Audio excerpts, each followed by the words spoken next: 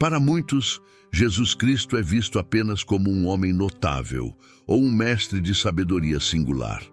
No entanto, segundo a Bíblia, ele é único em sua essência e missão. Sua vida transcende o comum, unindo o humano e o divino de forma incomparável, sendo o Filho de Deus e Deus encarnado, revelando um mistério divino e fascinante. Aqui estão 10 fatos sobre Jesus, que muitos não sabem. Fato 1. João não era apenas um apóstolo. Ele era uma figura complexa, e antes de seguir a chamada de Jesus, João tinha uma carreira bem-sucedida como pescador, uma profissão que o colocava em contato com diversas camadas da sociedade. Ele tinha conexões em Jerusalém, talvez vendendo os peixes que pescava na Galileia, e essa dualidade de viver entre o campo e a cidade tornava-o único entre os apóstolos. Ele era irmão de outro discípulo, Tiago. João e Jesus compartilhavam momentos tão íntimos que na crucificação foi a ele que Jesus confiou o cuidado de sua mãe. O discípulo amado, João tinha uma relação especial com Jesus. Ele se autodenomina o discípulo a quem Jesus amava.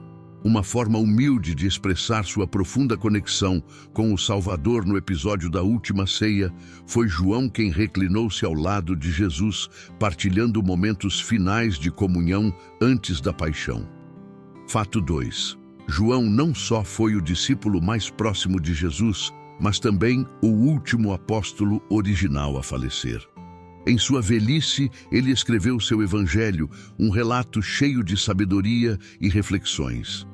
Contrariamente ao que muitos pensam, Jesus nunca escreveu um livro, porém sua vida é tão impactante que ocupa grande parte dos evangelhos.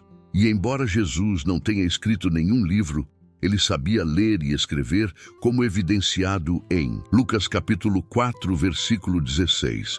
Ele foi a Nazaré, onde havia sido criado, e no dia de sábado entrou na sinagoga, como era seu costume, e levantou-se para ler. João capítulo 8, versículo 6.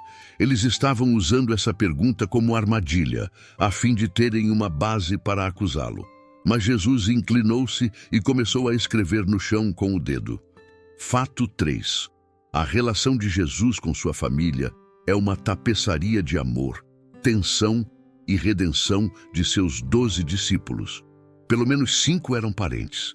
Seus próprios irmãos, contudo, só se tornaram crentes após a ressurreição, com Tiago e Judas, não o Iscariotes, se tornando autores de livros do Novo Testamento. Fato 4. Belém significa Casa do Pão. Belém é o nome da cidade que é mencionada na Bíblia como sendo o lugar onde Jesus nasceu. Isto é expresso com 2 palavras em hebraico. É difícil não perceber a importância dos nomes Bet e Lehem, que significam casa e pão, respectivamente. Não apenas o profeta Miqueias disse que o Messias nasceria em Belém, mas Jesus repetidamente se referiu a si mesmo como o pão da vida. Miqueias predisse que o Messias nasceria ali. Fato 5. Jesus provavelmente falava vários idiomas. O aramaico era o principal idioma falado pelos judeus na Palestina do século I. Ele teria estudado a Torá em hebraico, assim como todos os judeus.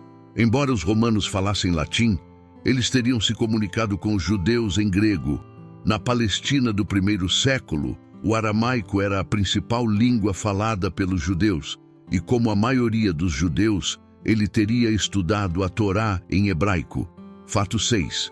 Jesus está entre as 3 únicas pessoas na Bíblia que jejuaram por 40 dias. Apenas 3 pessoas na Bíblia jejuaram por 40 dias: Moisés, Elias e Jesus. Dependendo da hidratação, a fome severa começa entre 35 e 40 dias. Foi durante o jejum de Cristo que o diabo o tentou no deserto. Então, Jesus foi conduzido pelo Espírito Santo ao deserto para ser tentado pelo diabo. Depois de ter ficado sem comer por 40 dias e 40 noites, ele ficou com fome. E o tentador veio e lhe disse: "Se você é o Filho de Deus, ordene que estas pedras se tornem pão." Fato 7. Deus falou com Jesus de forma audível 3 vezes.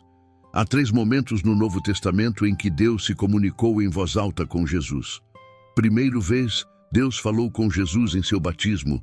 Depois que Jesus foi batizado, ele saiu imediatamente da água, e eis que os céus se abriram.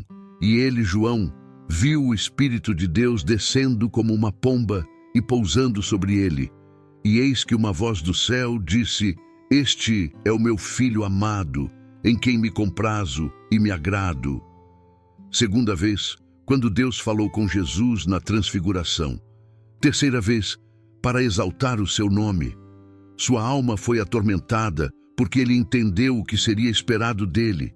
Ele sofreria a separação de seu pai enquanto morria pelos pecados do mundo. No entanto, sua angústia não o forçou a abandonar seu trabalho. Jesus veio para sofrer e morrer pelos pecadores. Ele foi dedicado à vontade de Deus. Então ele orou. Fato 8.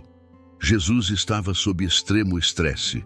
Quando Jesus ora no jardim antes de sua crucificação, vemos um vislumbre da agonia que ele está experimentando.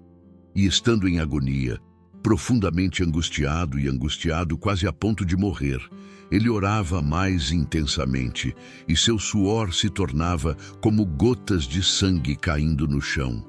O nome clínico para essa condição é hematidrose. É especialmente interessante que apenas Lucas, o médico, ache esse fenômeno interessante o suficiente para mencionar. Fato 9. Uma profecia foi dita a Jesus quando criança durante a apresentação de Jesus no templo. Maria e José foram recebidos por um homem idoso chamado Simeão. Simeão recebeu uma promessa do Espírito Santo de que veria o Messias antes de morrer.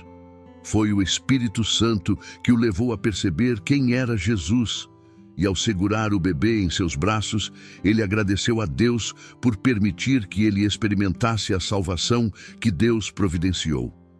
Quando ele falou com Maria, esta criança é destinado a causar a queda e a ascensão de muitos em Israel, e a ser um sinal contra o qual se falará, de modo que os pensamentos de muitos corações serão revelados. Uma espada transpassará a sua própria alma. A última frase de sua profecia se provou verdadeira quando Maria viu seu filho ser crucificado. Fato 10. O João Batista era primo em 2º grau de Jesus, porque Maria e Isabel eram primas. Ambos as concepções foram anunciadas pelo anjo Gabriel, e ambos tiveram papéis cruciais no plano divino. João preparou o caminho para Jesus, e a interação entre as duas famílias, desde os primeiros dias, destaca a natureza entrelaçada de seus ministérios. A história de João Batista começa com um milagre. Isabel e Zacarias, seus pais, já eram idosos e não tinham filhos. Uma situação considerada triste e até vergonhosa para muitos naquela época. No entanto, contra todas as expectativas e leis naturais, Isabel concebeu o nascimento de João Batista. Foi, portanto, um claro sinal do toque divino e um prenúncio dos milagres que se seguiriam em sua vida e na de seu primo Jesus.